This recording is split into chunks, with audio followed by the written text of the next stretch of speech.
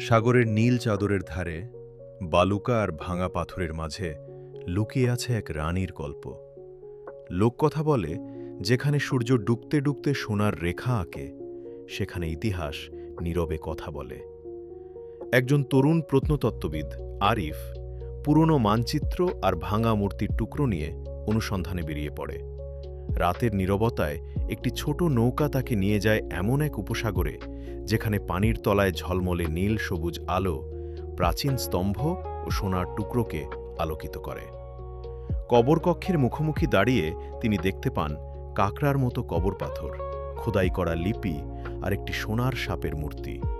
কাগজের টুকরোতে লেখা একটি লাইন তাকে সতর্ক করে, যে খুঁজে পাবে সে শুধু ইতিহাস পাবে না, সে পাবে না দায়িত্ব।